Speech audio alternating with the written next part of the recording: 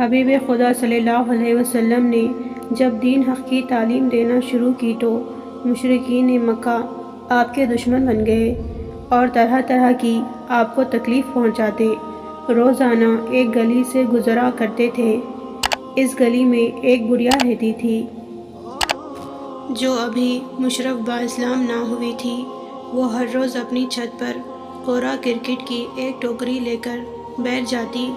جب رسول خدا اس گلی سے عین اس کے چھت کے نیچے سے گزرتے تو وہ بڑھیا ٹوکری کی تمام گندگی سرکار دو جہاں حضور صلی اللہ علیہ وسلم پر ڈال دیتی اور خوش ہوتی۔ حضور صلی اللہ علیہ وسلم اپنا سر مبارک اور لباس جھاڑتے ہوئے گزر جاتے۔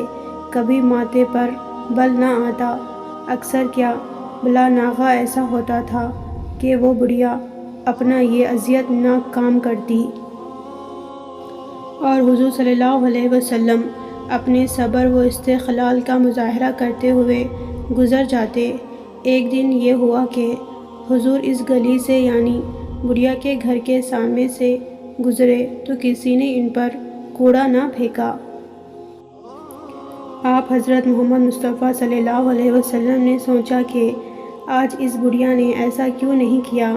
خیال آیا کہ کہیں بیمار نہ ہو۔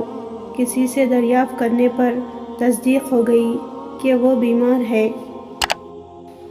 آپ صلی اللہ علیہ وسلم نے اس کے دروازے پر دستک دی۔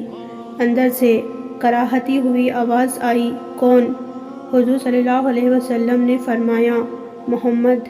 یہ سن کر بڑھیا کانپ گئی اور سوچنے لگی، آج محمد انتقام لے گا کیونکہ آج میں بیمار ہوں، میں ناتواں ہوں۔ آج وہ جو چاہیں گے میرے ساتھ سلوک کریں گے۔ بہرحال بڑھیا نے حضور صلی اللہ علیہ وسلم کو اندر آنے کی اجازت دے دی۔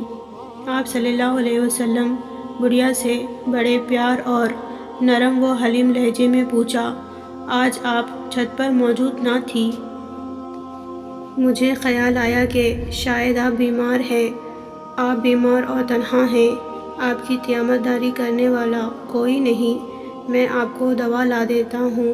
حضور عالم نے اسے دوا لا کر دی، اسے پانی پلایا اور اس کے گھر کی صفائی بھی اپنے ہاتھوں سے کی، اور جب تک وہ بڑھیا بیمار رہی سرکار کائنات صلی اللہ علیہ وسلم اس کی خدمت و تیمم داری کرتے رہے۔ اب بڑھیا کا خوف بالکل دور ہو گیا اور وہ حضور صلی اللہ علیہ وسلم کے حسن و سلوک سے اتنا متاثر ہوئی کہ دائرہ اسلام میں داخل ہو گئی۔